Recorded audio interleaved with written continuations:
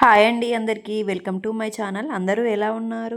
నేనైతే చాలా బాగున్నాను. ఈరోజు నేను లంచ్లోకి టమాటా ఎగ్ కర్రీ చేస్తున్నాను.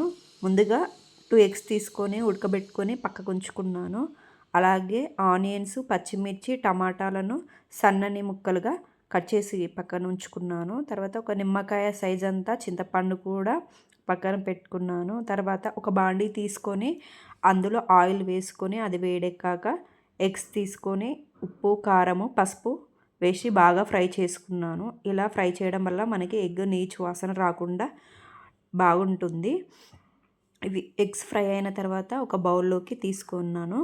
తర్వాత అదే బాండీలో మరి కొంచెం ఆయిల్ వేసుకొని అది వేడెక్కాక జీలకర్ర, ఆవాలు వేసుకొని బాగా ఫ్రై చేసుకున్నాను. తర్వాత ఉల్లిపాయ ముక్కలు, పచ్చిమిర్చి ముక్కలు వేసుకొని బాగా ఫ్రై చేసుకోవాలి.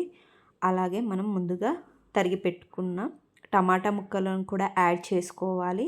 అందులోకి అల్లం వెల్లుల్లి పేస్టు అలాగే పసుపు కూడా యాడ్ చేసుకొని బాగా కలుపుకోవాలి. బాగా కలుపుకున్న తర్వాత ఒక 15 మినిట్స్ వరకు మనం సిమ్లో ఉంచుకుంటే టమాటా ముక్కలు మంచిగా ఉడుకుతాయి. ఇందులోకి మనం రుచికి సరిపడంత కారము, ఉప్పు అలాగే పచ్చి ధనియాల పొడి కూడా యాడ్ చేసుకున్నాను.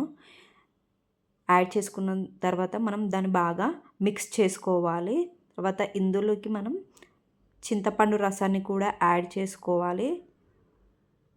ఇలా మనం 15 మినిట్స్ వరకు చింతపండు రసాన్ని మరిగిన తర్వాత ముందుగా ఉడికించి పెట్టుకున్న ఎగ్స్ కూడా యాడ్ చేసుకొని మరో 10 మినిట్స్ వరకు సిమ్లో ఉంచుకుంటే మనకి ఎంతో రుచికరమైన టమాటా ఎగ్ కర్రీ రెడీ అవుతుంది.